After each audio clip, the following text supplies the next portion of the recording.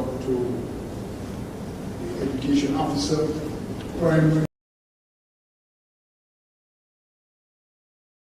I want to recognize Ms. Sandra Foy, the education officer, curriculum, president of the Umbrella Cricket Association.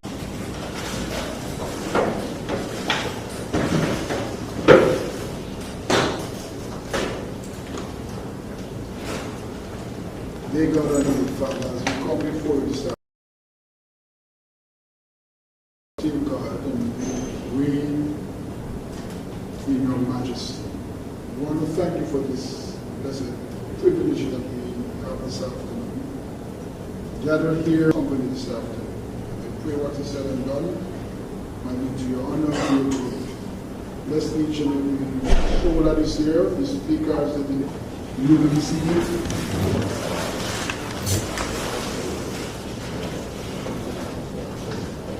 This time I'm going to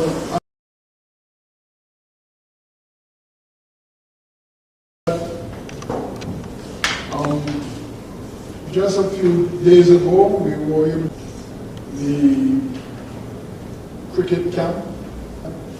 Off of that program into the inter-primary school cricket program. So this afternoon we are here to officially launch that program. It was scheduled to be held at the ending of the camp. Focus on basic cricket lessons such as gripping the bat, how to bowl the ball, how to field the ball, the various positions on the field, the game of cricket entails. So this afternoon we are here to officially launch the program, partnering again because something here this afternoon to officially partner with the various schools, the education department to launch this program. So at this time, I ask Mr. Kentish to say a few words. Thank you, Mr. Hamilton. And a pleasant good afternoon to all. I'm at the table, Sandra Foy, Education Officer Curriculum, Principal of the school, and I see some parents here. And there's a lady and a gentleman, particularly I think the lady in the back there was Barra, parent, and she was really impressed. She was present at the camp recently, giving support. And it is that kind of support that is necessary that we're looking forward for the development of our youngsters. All the youngsters who are here present this afternoon, thank you for coming up. Now, my association, we are just less than a month, and we have decided that the state of cricket in Angola, it is important for us to partner with the primary schools to take cricket back at the grassroots level where we start. And that is why we've invited you here this afternoon to witness the relaunch of the primary schools cricket program. What we've seen over the years is that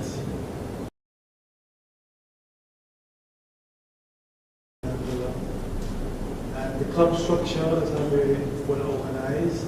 Hopefully next year, again, that will be one of our more organized clubs, and the competition will form will play next year on a more organized basis. Only a 9-year-old son attended the camp at the park, and what was really noticeable was that how those two guys benefited from the development of our young people here in Angola. So that is one useful contact that we have made in terms of carrying. The other thing that we've noticed is that in many of the other islands, there are cricket coaches employed by government to assist with the development of the game in those islands. Here, we are not so fortunate here in Angola to have such coaches attached to the sports department. And I will mention that in our submission to our budget for 2024, we have, there's a line item which should draw some attention to the Honorable Minister of Sports, because we're really serious about the development of cricket. We have, there's so many opportunities today. Advertisement that Angola can get from these persons or players being selected to send this cricket. Our budget can't pay for that. Women's cricket, the attendance is really rivaling that of men's cricket today. And you'll find both in football, cricket, and other games today. So there are lots of opportunities available. And the sports, cricket, yes, the team succeeds based on the combination of those talents. So team spirit helps to develop team spirit, camaraderie, and the coaches to work with us to ensure the smooth operation of this program at school. Thank you. And a successful career at Hampshire, evidence of the benefits that can accrue to you from playing the game. Thank you for Mr. President of the Angola Cricket Association, Mr. Leonard Kentish, for his brief remarks and developing cricket, bringing back cricket more visible within the primary school sector. At this time, we're going to ask Ms. Smith. Invitation to us to share in this afternoon's ceremony. I would like to begin by commending the Angola Cricket Association and Youth Cricket Angola. So we are quite pleased to see that priority is being placed on reviving this program at the grassroots level. I believe that our students, our parents, and the wider Angolan community, especially those cricket enthusiasts, will be very much excited about the reintroduction of this program. As Mr. Kentish mentioned a while ago, we are all aware of the many benefits that children derive from being part of physical activities. Therefore, the Department of Education remains committed to supporting endeavors of this nature. With that said, I will. Thank Mrs. Smith for such brief and to the point remarks. Will be developed between the Cricket Association and the Education Department. And if we work together, definitely our children will benefit from it. Thank you, Mr. Hamilton. My apologies for being late. I noticed you said remarks are not brief remarks. I'm not sure we get to that. But what I will say is that when it comes to cricket, to England, to live, not to play cricket, but to go to live with my mom, who I hadn't seen from the age of 1. So that was a priority for me. But as many people know, England is regarded as the home of cricket. On the 30th of May, I was fortunate enough, 1984, to make my debut as first-class cricketer playing for Hampshire.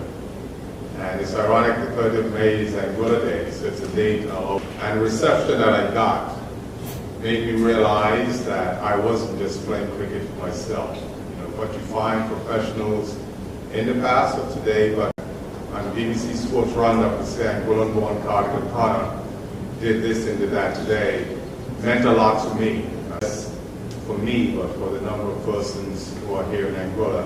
And it's similar to when Zarnel or Shara, whether they're jumping or running, wherever they are around the world, whether they were a British flag or not on their chest. Being able to play in England for 6 months of the year and then play in Australia for 6 months of the year, it's almost like a dream. But again, it was a case of not just about me or I. It was a case of I need to go back home So when the offer came from the Cricket Association back then, and Val Banks, I think, was the president, and Rob Hodge was the PS in sports, and Emil Guns was the minister responsible for sports. And although we talked about cricket for a bit, we talked about boat racing for quite a lot. but the key was until the end of March. My contract at Hampshire would run from the 1st of April through until the end of September. And I must say that although cricket was not part of the curriculum at that point in time, principals and teachers saw it fit that school, the comprehensive school, there were so many boys there who wants to play cricket. But what I found was that they didn't want to get sweaty and the sun was too hot. So I went back to this. In my old Jeep back then, I would turn up, what was that, road school at that time, the Valley School or Stony Ground, wherever I went. It was like a whole flood of youngsters came out. They didn't see how hot the sun was or whatever. They just wanted to play. And I was fortunate. I was fortunate enough because as a coach, youngsters, I saw a youngster by the name of Shaka Hodge in Valley School. I saw a youngster at Road School in Zach Kenworthy. And it was all what happened with those three in particular. Even when I was not here, they took it upon themselves to bond. And they built around them a solid team. The Shaka played West Indies B and West Indies A. I see my role now as someone who has to be able to encourage as many of these youngsters who wants to play the game. And whether they want to play the game as a professional, we don't want them to be under pressure. We want them to be able to understand a sport that bonds us as a region. When we talk about what West Indies cricket means to us in the Caribbean, it is more than just West Indians in the Caribbean. It's West Indians around the world. And when we can complain right now and decry performances of our teams on the international stage, we must ask ourselves the question, what are we doing? What are we doing as an island to be able to offer some of those solutions to West Indies cricket? At this point in time, there's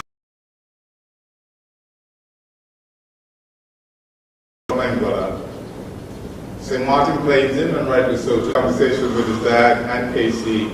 And I said to Casey that, listen, you're a professional now, and as much as we appreciate that you still want to play for Angola, St. Martin is the team that can best look after you. And I say that because, as what's happening now, with sponsorship and finances, the Angola Cricket Association is struggling.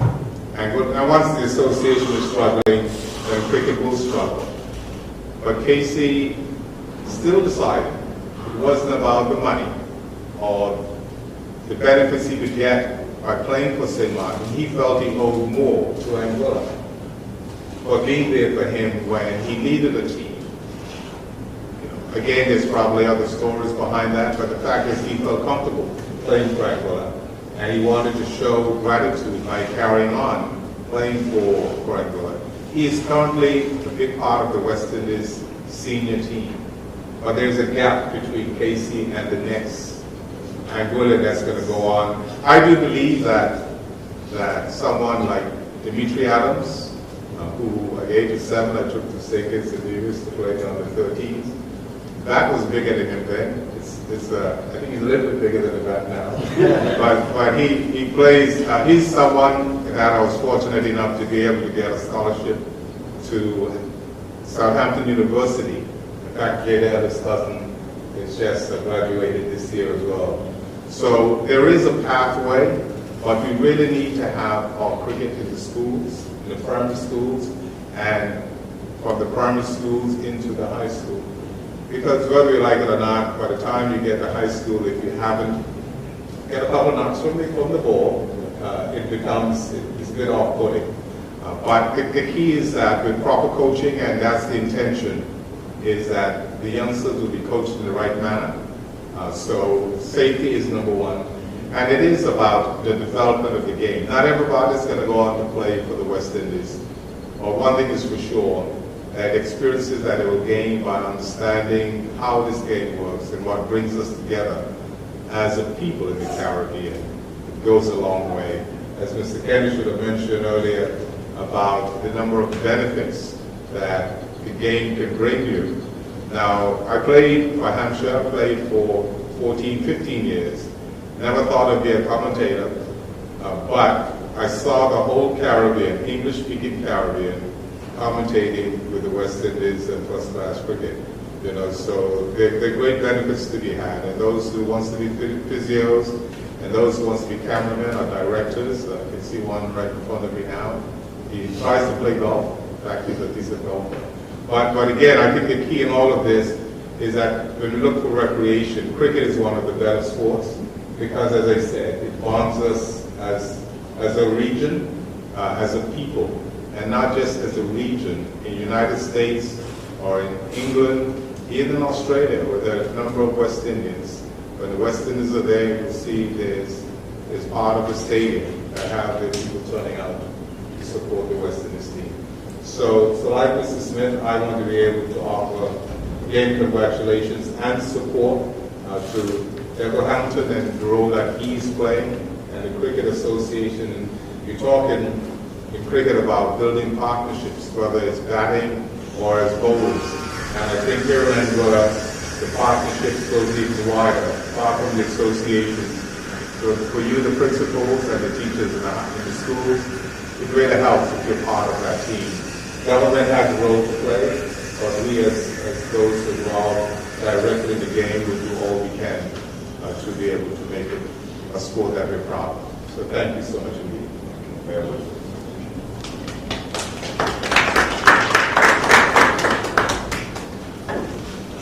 I understand there are kind of comprehensive overview of benefits of cricket and also about its environment. It's quite fitting for what he said just now about, giving us an understanding of the benefit that cricket was to him and what it can be for someone else. The importance of partnership, working with and working together with people to benefit the youth. And I'm anticipating that this program will be one going forward. So thank you, Mr. Khan, for your brief remarks. And I'm going to ask Mr. McDonough to say a few words. Thank you very much, Mr. Hamilton. Thank you all for coming out. We really appreciate it. It's been a long time coming. As Mr. Kenton said, I feel the same way he feels as well, that just got started a month ago. And I'm grateful to have him now being appointed as our new president. He has taken over from Ann Pearl just about a month and a half ago. Just about a month ago. So, and of course, with his background and experience in administration and cricket, he's been able to make a lot happen in quite a short time. So I truly appreciate that. What I presented to you earlier, which was the proposed presentation of the implementation of the program, this should have been happening earlier in the year, which was exactly we could have started earlier in the year. We did have an earlier meeting in January with the Premier and Mr. Robin. And the board was in full support of getting this program up and going. We were hoping that we was hoping to get this program started in March or earlier this year, but it was almost impossible. Nevertheless, I'm happy now that we managed to, with the support of the Teacher Susan and the Department of Education, that we at this point we are ready to get this program back in school. We all know, for sure, as Mr. Kenton Collingwood pointed out earlier, that in order to really develop the techniques in the kid, you must get them started much earlier. Something is a bit risky in doing so. I'll just give you the backdrop on why we are pushing to get back in school for many reasons. First of all, as well as a member of the Leeward Island Cricket Association. Leeward Island is also a member of West Indies, Cricket West Indies. We are an equal shareholder on the Leeward Islands board. And we are representatives also on the West Indies board. On the touching cricket, had not played in the region for quite some time. And if I'm not mistaken, I think that would be Dimitri and those guys would have probably played in the last under 13, 15 tournament in the region. Right. And that's probably going back to about 2013, correct me if I'm mistaken. Right. So it's a huge gap in there in terms of that generational gap. So it's important that we get that gap, close a bit going forward immediately. Now, as I said, the Island Board usually run most of the program, and they're hoping in the very near future we can restart the under 13 local regional tournament. That's amongst the 6 different territories that's made up the New Islands Board. Angola is one of them. As it stands right now, other than Levis and Sinkers and Antigua, nobody else is really playing under 13. As a matter of fact, Levis probably have one of the most aggressive under 13 program or school programs in the region. And from my understanding, they probably have well over 13 coaches, paid by the sports department attached to the various schools. And they have been running a number of programs up to just recently. So these are things that we once dominated, and we want to say, and we have always produced quality players. We did not really have the quantity, but we produced quality players. And at one time, we actually had more than 50% of the Leeward Island side was occupied by Angolians. 50% of the players, okay. And one of them happened to be the captain, which would have been Alex Adam at the time, am I correct? So what I'm saying, there's lots of opportunities there. Obviously, in those times, there wasn't much opportunities as it is today in terms of the leagues that's going on around the world that generate serious revenue and opportunities for players. So we believe that, well, for some reason, as we speak right now, we don't have enough money in that setup. So our responsibility and objective is to try to get a groundroots program in place so we can offer every opportunity to every kid in school. Other than football or athletics or netball or volleyball, we believe that cricket is one of those sports that equally important as the others. As I was saying, join the other guys to say that I would want to even say more further than that for those of you that may not know. It had probably produced more millionaires in the Caribbean in a shorter time than any one of the other sports. And I think again, you can correct me when I'm wrong, please, but not to say that the others don't, but We speak in Caribbean. right. So, and we're talking about just 15 years within these different leagues. I'm talking about millionaires. Most of these guys are well under 50 years still as we speak today. And most of them are young as well, boys and girls. So we recognize that, we realize we're a little behind, and we are really going to do everything we can to make sure that we lay that foundation and develop the kids, offer them that opportunity. We have been fortunate to, and we know that cricket is a very expensive sport. Matter of fact, it's probably the most expensive sport. I probably wouldn't want to take that back, because I just learned the other day that cycling is also a very expensive sport. And I was with some of the prices that I told us the other day, I was like, I'm being one bike and all of it. I was like, okay, I take it back. It's not the most expensive sport, but it's okay. It's a very costly sport, for sure. So we've been fortunate under the previous committee to lobby for some gear for the use of the kids and the communities and different clubs on the island. Most of the gear happen to be kiddies gear. We talk about protective gear and training gear. We're talking the gear from head to foot. I mean, we have maybe 100 of those bags available right downstairs now on the park in a container with full gear for every school and probably some for other schools up island. So if you want to have a look and see what we have and what we're going to do, the bags here, we're hoping that you can have a look at what we have. We're hoping in the next couple of days we'll be able to put together a package to each one of the private schools to include high school. That each school would have their own person there and the ability to train with. We do understand there are some little technical issues with the PE teaching and what you have going on right now with that program. But we would like to sit with the coaches and the teachers and we go forward and see how we can work together and not only develop coordinates and balance, but also develop skills and techniques which relate to the game itself. We are happy to let you, we have invested in training about 6 local coaches qualified at level 1 just last year. This was purposely for placing them and assigning them to different various schools so that we can show that each school have that fair opportunity to have a qualified coach. And that is very critical as we go forward in training. We have coaches around kids today, and they must be properly trained.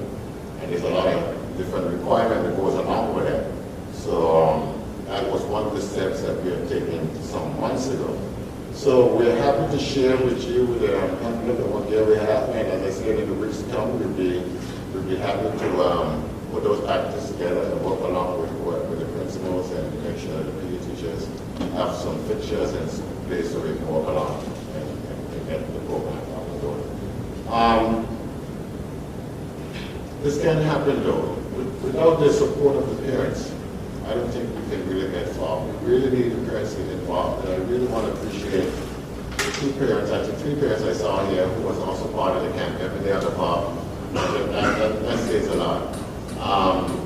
We would want to speak to the parents at some point in time and get them engaged. I don't know how we're going to do that, but through your parents just meetings and so on, we'd like you to also encourage them to cricket, expose the kids to cricket. It's a good sport. It is not an issue. Training should not be an issue.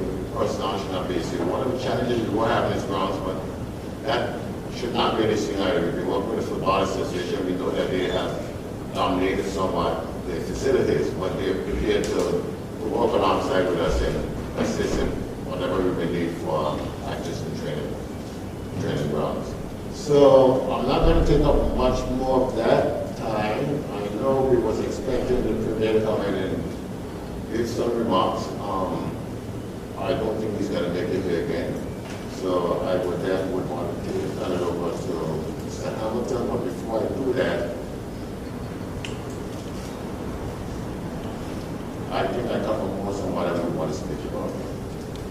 I'll stop here for now. Any questions, please let us know. Thank you.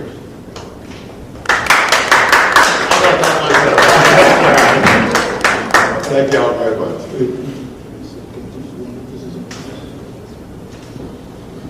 Just following on quickly from Mr. McDonough. Carly mentioned those ambulance who were successful, Mari and Keith Gatti. But we also have Jamal Hamilton, son of Stephen Hamilton here, who's made it to West Indies cricket as well. So the opportunity, talent is there. So what we're doing now, we want to make sure that we can develop Williams, another cadre of Williams, out of this primary school program to participate in the under 13, under 15, under 19, and then go on to play for West Indies and participate in the Caribbean Premier League program, around the world. It's important. So there's so many things riding on this program that we have here today, and we are committed to, with your cooperation and partnership with the schools. And so far, I have had excellent cooperation from the lady sitting on my right here this afternoon. She's been very cooperative in arranging and responding in a timely manner. Students good? Thank you very much. Thank you very much. What we've seen so far, it augurs well for a good partnership between the Angular Cricket Association and the department, the education department, in bringing this program to a successful launch.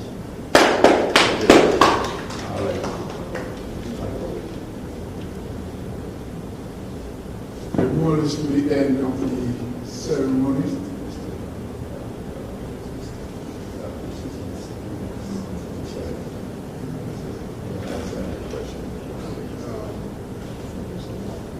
think the floor will be now open for any questions. If anybody have any comment they would like to make. Yes, good afternoon. It is a pleasure to be here, and I want to thank the Cricket Association and Education Department for coming together and making this dream happen. We haven't had cricket in the schools for many years. Just this year, we had a cricket tournament for all of the primary schools. Mr. Conway was there, and education was cricket first.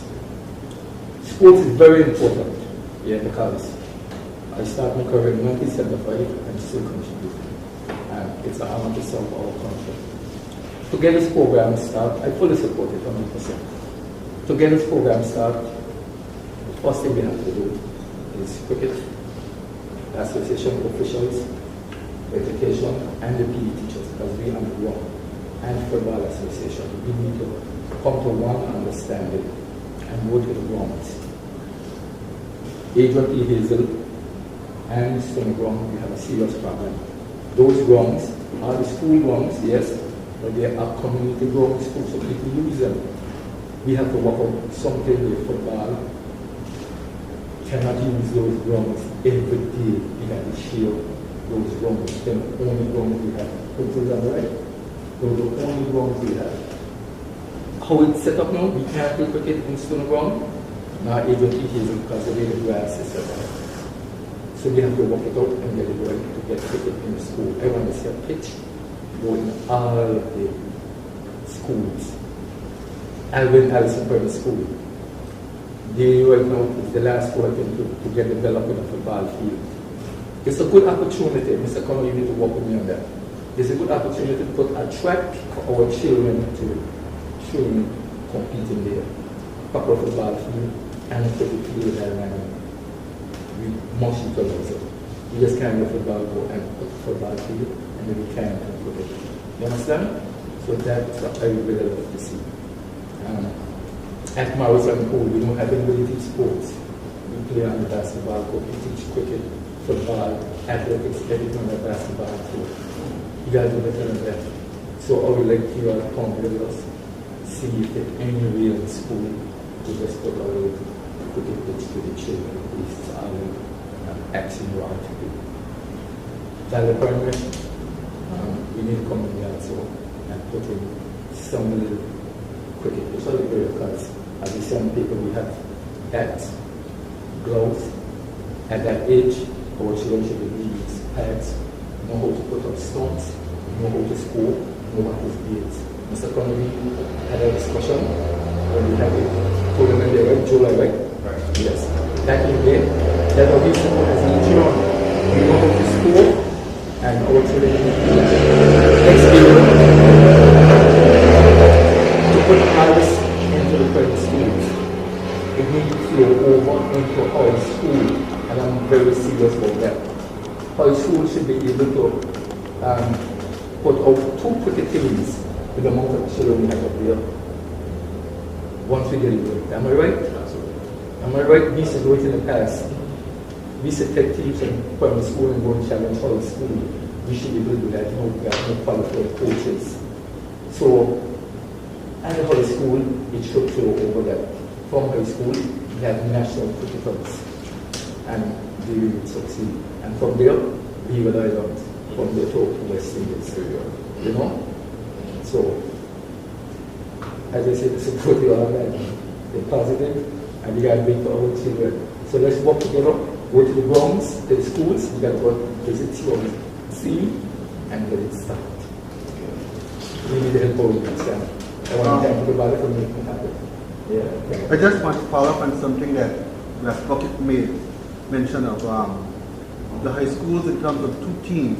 I remember when Capjaluca used to play in the cricket league. We used to have quite a number of our cricketers were the leftovers from the high school team.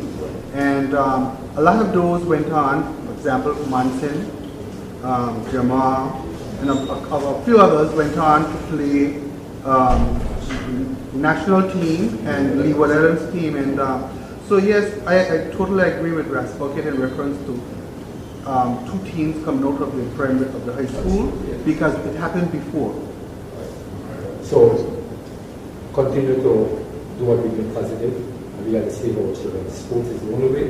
Because when you can build your partner here on my right.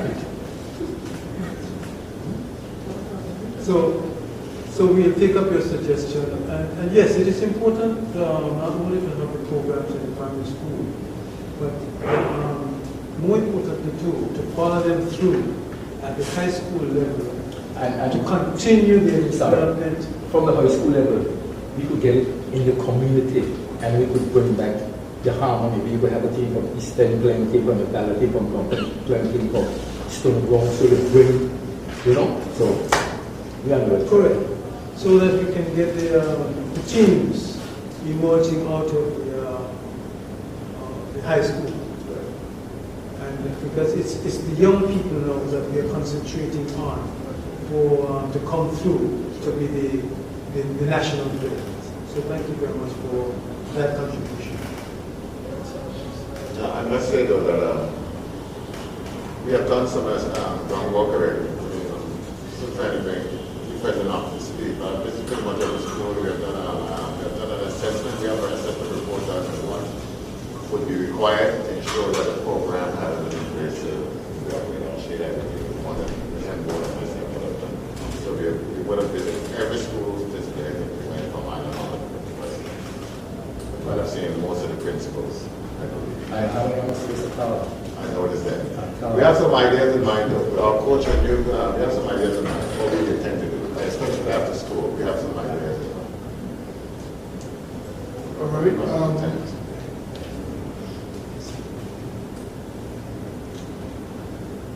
At this time, I would like to extend gratitude to the Honorable Cardinal Connor for his presence here this afternoon and comprehensive overview of the benefits of cricket and what it can be for our young people. I want to thank the Education Department for being here, along with the Education Department, the Officer Primary, Pre-Primary Curriculum, and the principals of the various schools. I want to thank you for your presence. President of the Cricket Association and his Vice President for your brief remarks and giving us an overview of the program. I want to also thank the parents who really supported the camp and now is here to witness the launching of the program. The media, which is KCN and Lloyd, for your presence here and allowing the general public to witness what is happening here this afternoon.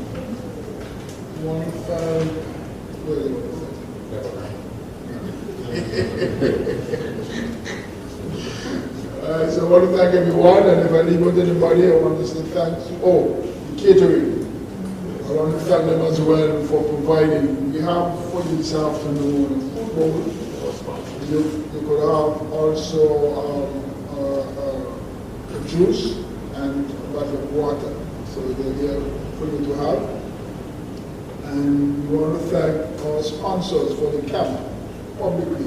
Jico for their continued support for the youth development in Angola, and also Zana Brokerage for their commitment towards youth development.